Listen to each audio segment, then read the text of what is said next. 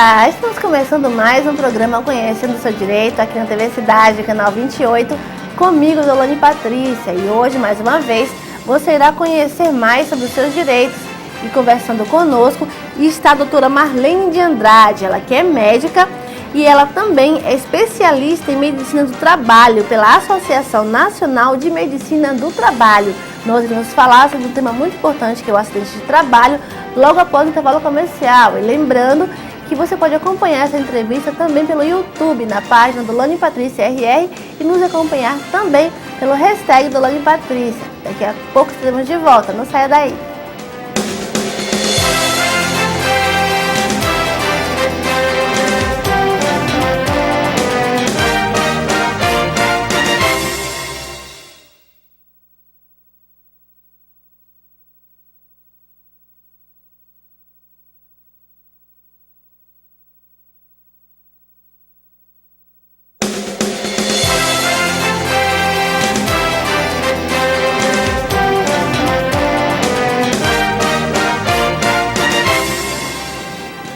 Bom dia! Estamos de volta com mais um programa Conhecendo o Seu Direito e nós vamos conversar com a doutora Marlene de Andrade, ela que é médica e especialista em Medicina do Trabalho.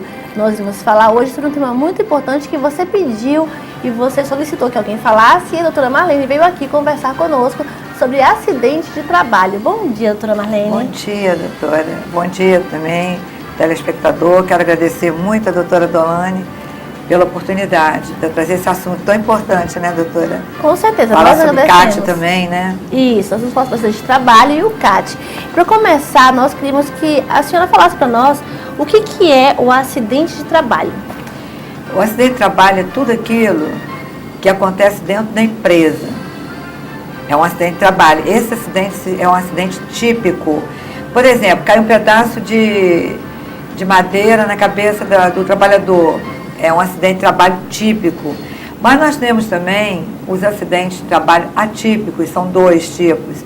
Tem o de trajeto, aquele que você sai de casa, tudo que acontecer com você naquele trajeto ali é acidente de trajeto, né? Naquela via que você chega até você chegar no de trabalho. casa até o trabalho. E também o retorno na hora do almoço, tudo é acidente de trajeto, ele é atípico. E ainda nós temos também o acidente de trabalho que acontece devido a uma doença adquirida no trabalho, não é qualquer doença, uma doença adquirida no trabalho. Por exemplo, vou dar um exemplo. O trabalhador, ele exerce suas funções dentro de uma serralheria. E aí ele não usa EPI, que são os equipamentos de proteção individuais. No caso, ele vai ter que usar um abafador de ouvido. Aí, anos após ano, ele perde a audição. Ele adquire uma surdez, é uma doença do trabalho.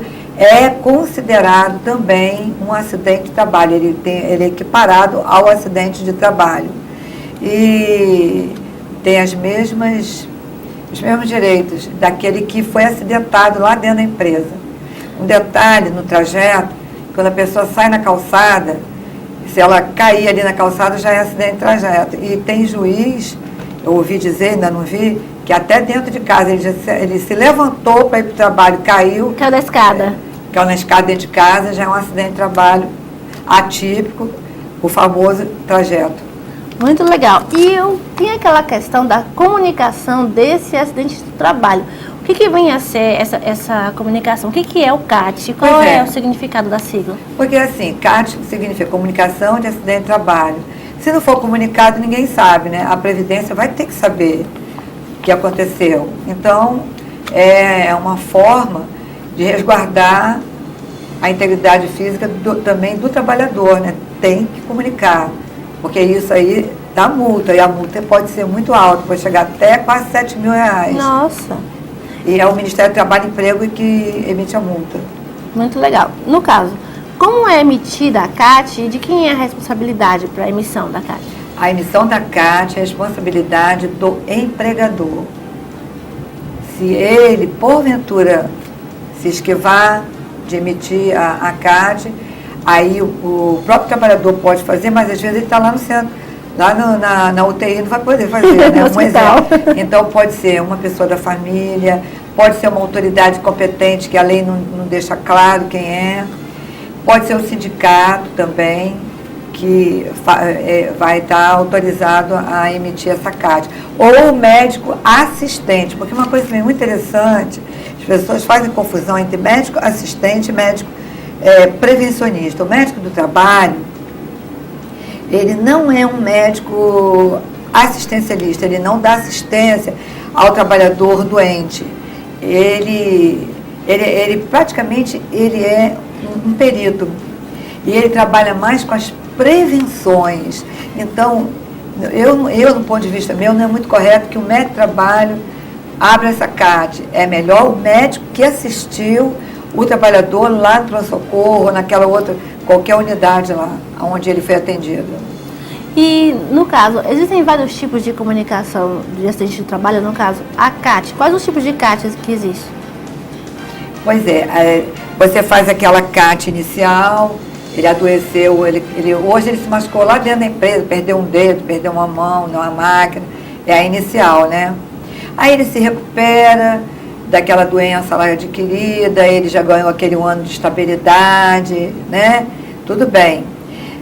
Mas depois ele volta a adoecer devido àquele mesmo problema. Aí nós temos um outro tipo de CAT. É a mesma CAT, com a mesma data, ela só vai tipo de ser reaberta. Reabertura. É uma reabertura. E tem a CAT também, que é também aberta na questão do óbito. O trabalhador cai de uma altura lá, né, Deus me livre e guarde, e ele vem ao óbito. Tem que ser aberta a CAT também, sabia? Mesmo se morrer. Tem que ser aberta a CAT. Nesse caso, aberta pelos familiares, não é? Das mesmas maneiras. O certo mesmo é o empregador abrir, é melhor para ele. Aí, no caso do falecimento, pode ser o sindicato, alguém da família, a pessoa autorizada Isso. pela lei. E a CAT manual? Não, antigamente era em 6 vias, aí fazia manual. Agora a gente emite pela online, né? A Previdência Social a gente manda online. No caso, o empregador, né? Empregador. Aí, hoje só faz 4 vias. Fica uma fica com o empregador, outra fica com o trabalhador acidentado, outra vai para o sindicato e a outra, eu até me esqueci agora, mas eu vou me lembrar daqui a pouco. A outra tem que ser emitida também, mais uma. É obrigatório a emissão das 4 vias. Tem que fazer 4. E tem que ser guardada durante 10 anos, viu? Interessante. E também, no caso, quando é o empregador que tem que fazer a CAT por omissão na verdade, quando o empregado tem que fazer a CAT por omissão do empregador, como é que ele faz? Onde ele tem que se dirigir? Multa. Vai dar multa para o empregador. empregador. Mas o empregado procura o INSS, faz online também preenchimento. E se tiver errada, tem um detalhe. Vamos supor que na hora ali alguém errou, né? Aí vai ter que ir lá na Previdência Social para corrigir. Não corrige online, não. Ah, manda online, mas na hora de corrigir tem que ser pessoalmente. Pode precisar, às vezes, corrigir alguma coisa que ficou equivocada ali, aí vai lá na Previdência e corrige. E onde é que fica disponibilizado esses formulários? Na internet mesmo? Na internet. Então, só chegar e preencher. Só baixar. Baixa pela internet. Nossa, muito legal. E por que serve a CAT? Por que serve a comunicação de acidente do trabalho? Pois é, a CAT vai servir. Por que a CAT vai servir? Se eu não abro uma CAT, como é que o INSS vai saber que eu adoeci? Doença do trabalho. Aí, nesse caso, é para resguardar os direitos do trabalhador. Porque todo trabalhador que sofre um acidente de trabalho, ele tem 1 ano de estabilidade, ele não pode ser demitido durante 1 ano. E se não abrir a CAT, ele fica sem essa cobertura da Previdência Social. Então é muito interessante abrir a CAT, é importante, é lei. E uma coisa importante também, se durante o acidente do trabalho, aconteceu o acidente de trabalho, o empregador vai e demite o empregado. Não pode. Fala um pouco sobre essa questão da indenização.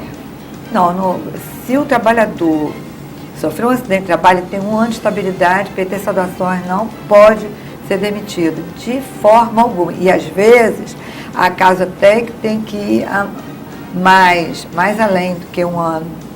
Mas aí a Previdência que vai decidir lá. Com a perícia e tudo. Isso. E tem casos em que o trabalhador, agora mesmo, uma empresa aí, é muito conhecida, o trabalhador, ele que teimou, fazer uma coisa que não podia, o gerente avisou para ele, caiu um determinado instrumento lá em cima dele, ele está paraplégico para o resto da vida, rapaz bem novo. Aí configura o acidente de trabalho. E o pior é que foi teimosia dele e sempre o trabalhador, o empregador é que arca com a responsabilidade. É uma acidentou coisa no trabalho, não interessa a circunstância. É por isso que às vezes até o empregador ele fica assim, poxa, mas a gente tem que fazer PCMSO, tem que fazer PPRA, tem que fazer exame admissional, tem que fazer exame demissional. É melhor fazer do que não fazer. Porque se ele andar certinho, sai até mais barato para ele. Verdade. E se ele trabalhar também com as prevenções, tem que usar EPI, ou seja, equipamento de proteção individual, coloque, sai mais barato para o senhor. E faça treinamentos também. Tem mais de 25 funcionários, faça CIPA, entendeu? Uma vez por ano, faça CIPAT, que é uma semana só de eventos relacionados à segurança do trabalho. Sai mais barato do que ele tem que pagar. Por exemplo, esse empregador aí que eu estou falando, a juíza determinou R$500 mil de indenização. Nossa. Não sai mais barato? Sai. E contratar a médica aqui para ir fazer os serviços também. Doutora Marlene, nós iremos para um breve intervalo comercial e daqui a pouquinho estaremos de volta. Nós vamos falar sobre assuntos importantes ainda relacionados ao acidente de trabalho. Daqui a pouco estaremos de volta.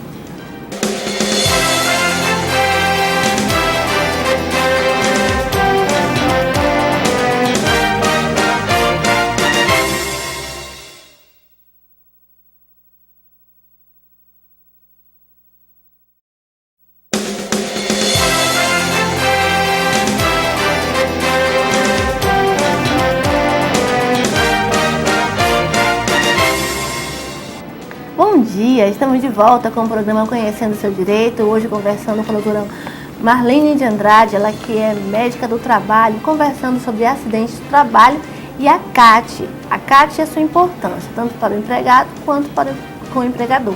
E nós vamos conversar agora, doutora Marlene, sobre a questão do exame admissional e demissional. Qual a importância do exame admissional e demissional, tanto para o empregado quanto para o empregador?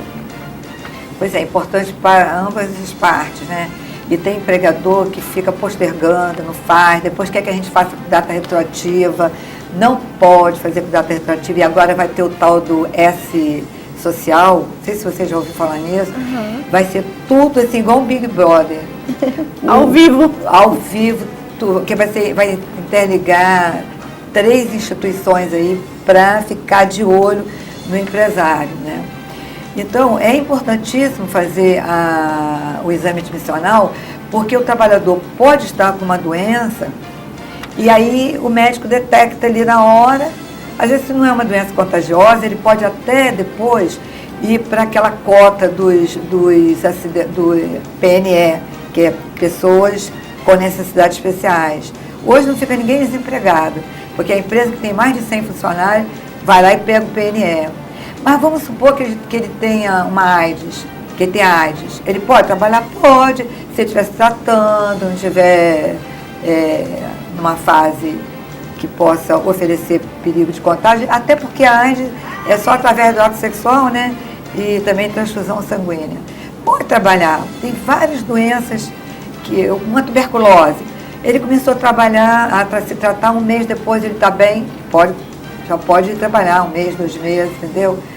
Então é importantíssimo fazer o exame admissional, até para que a gente tenha uma ideia de como está aquele trabalhador, para depois ele não simular que foi lá na frente que ele adquiriu aquela doença. Adquiriu enquanto trabalhava na empresa. Agora, é o seguinte, as normas regulamentadoras do Ministério do Trabalho e Emprego, elas são muito falhas, me desculpa falar isso, mas elas são falhas, porque eu acho que o trabalhador deveria passar por uma série de exames antes de ser admitido.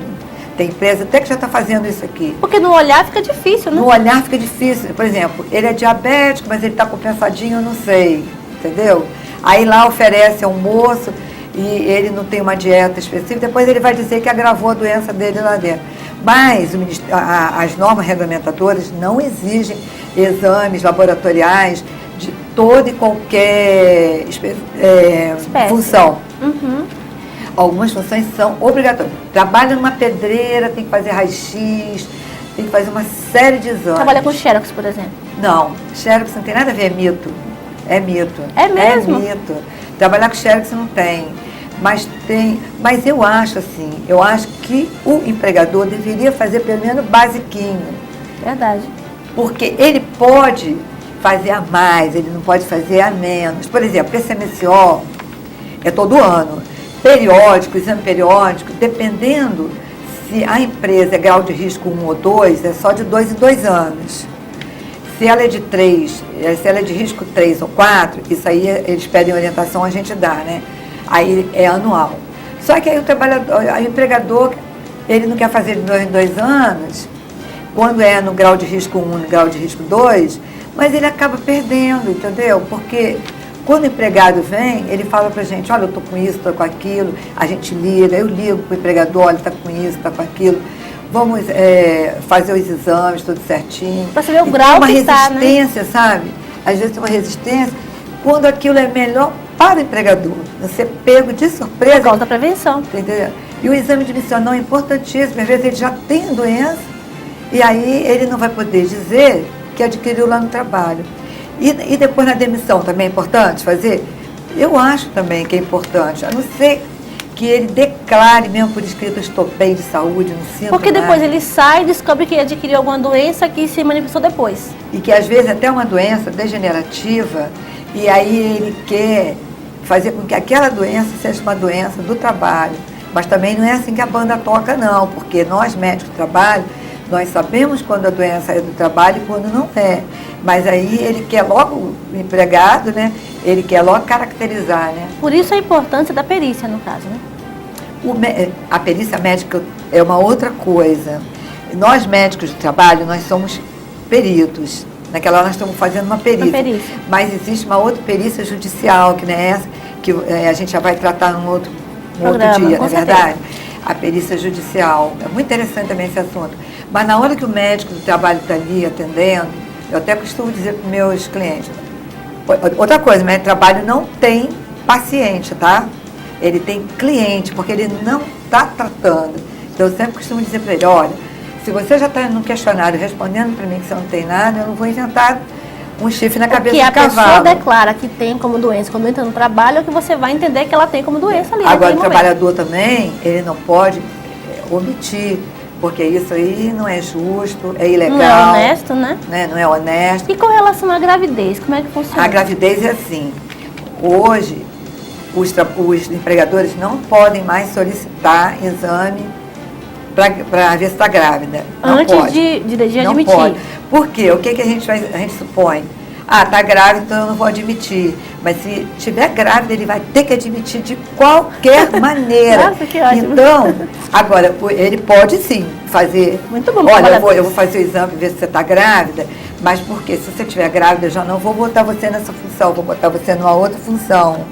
Entendeu? Outra coisa também muito importante, que você não me perguntou, mas é importante, antigamente, se fosse um contrato, aquele contrato de 3 meses experiência. de experiência, estivesse grávida, o empregador, isso é muito importante o empregador saber, estivesse grávida, ele podia mandar embora. Não tinha problema, porque era só de experiência. Mudou a lei. Se você fez um contrato de experiência com uma trabalhadora, ela engravidou, você agora, o empregador, vai ter que arcar até o neném completar ou 4 ou 6 meses, dependendo da instituição que é, né? Porque nem todo não foi ainda... Não está unificado ainda. E também antigamente, que é muito importante também saber, que antigamente o acidente de trabalho, se fosse nesse contrato de experiência, sofreu acidente de trabalho, o empregador já podia demitir. Agora não também pode mais. Agora mudou a lei. Sofreu acidente de trabalho, ele vai ter toda a estabilidade, ele vai ter que ser, ele vai para aquele outro contrato comum, entendeu? De trabalho.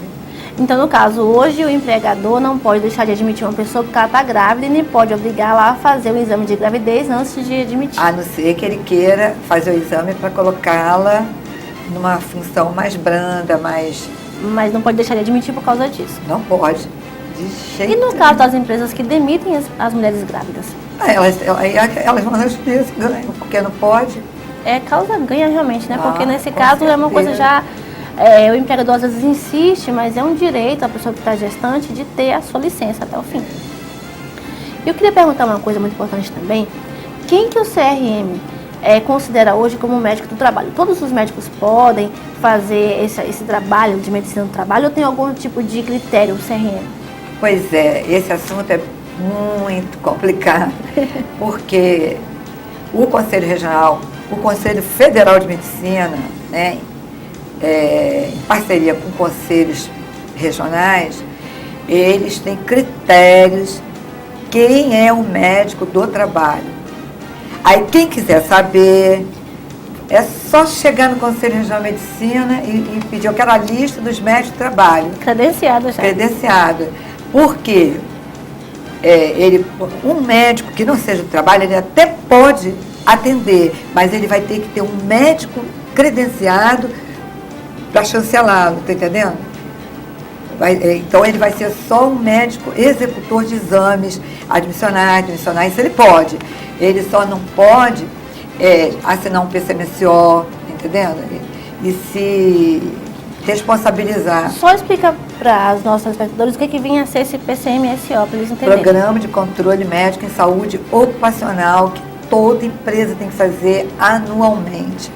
Ah, mas só tem um funcionário. Não importa, tem que fazer. E é lei, está lá na NR7. E nem todas fazem, né? Nem todas fazem. Sabe por quê?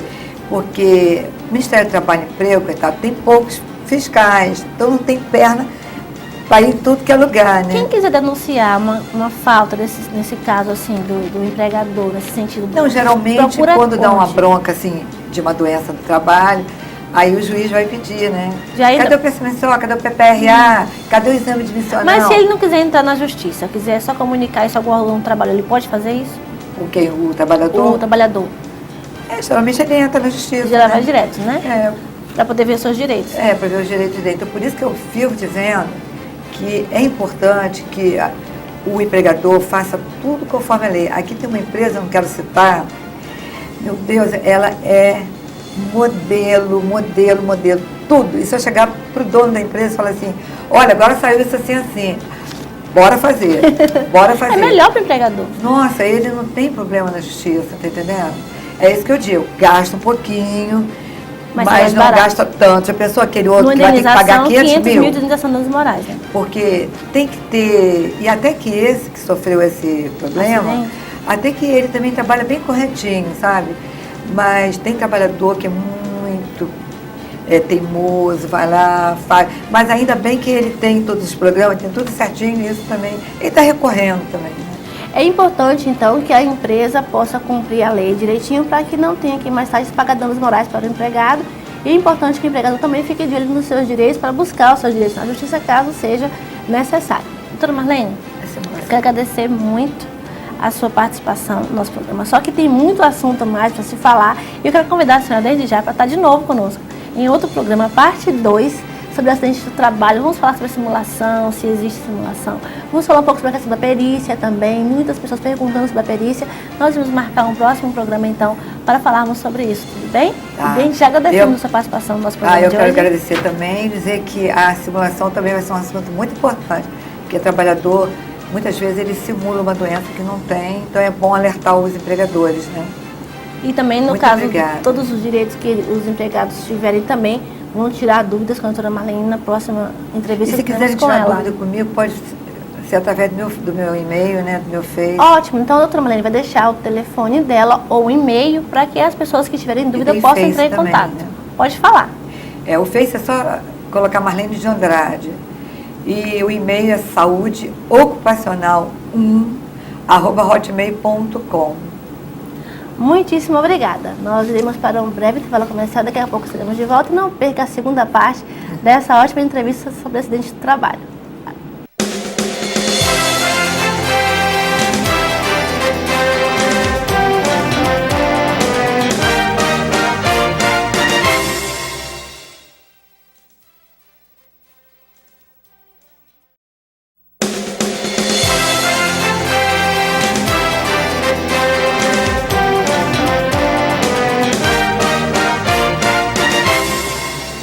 Bom dia, estamos de volta com o programa Conhecendo o Seu Direito, agradecendo mais uma vez a você por ter acompanhado mais uma entrevista jurídica e ter ficado mais informado sobre os seus direitos.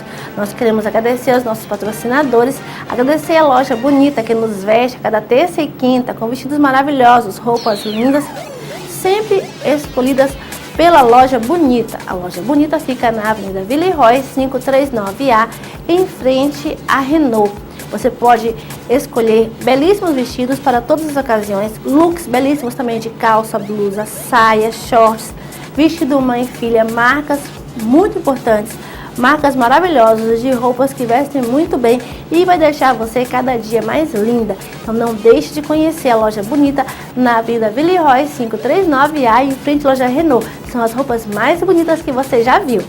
Queremos agradecer ainda a Luziane, Luzes Hair, é o salão de beleza que é responsável também pelos nossos cabelos a cada terça e quinta. No salão Luzes Hair você vai ter um tratamento especial. O seu cabelo vai ser muito bem tratado com produtos super modernos e você não vai se arrepender, vai sair transformada do salão Luzes Hair. Conheça, ele fica na Avenida Nossa Senhora de Nazaré, ali próximo ao sinal da Avenida Mariôme de Melo. Não deixe de conhecer o salão Luzes Hair. A Luziane Souza e a Assis Sampaio vai estar lá aguardando você.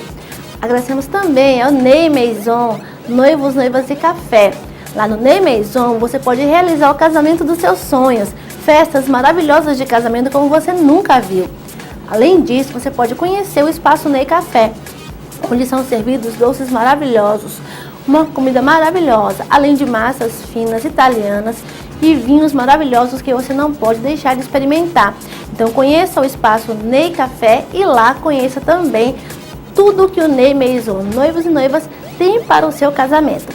Agradecemos agora também ao nosso patrocinador Uniclass. Conheça a Uniclass Educacional. Você quer fazer uma pós-graduação no Shopping Garden, lá no Caçari? Procure a Uniclass Educacional. Pós-graduação em licitações e contratos, pós-graduação também em gestão de pessoal e auditoria pública.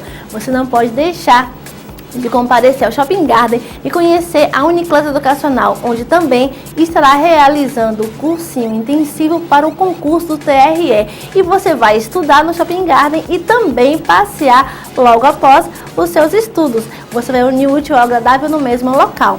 E aguardaremos você no nosso próximo programa, continuidade do assunto de hoje, acidentes do trabalho. Até a próxima quinta, aguardo você.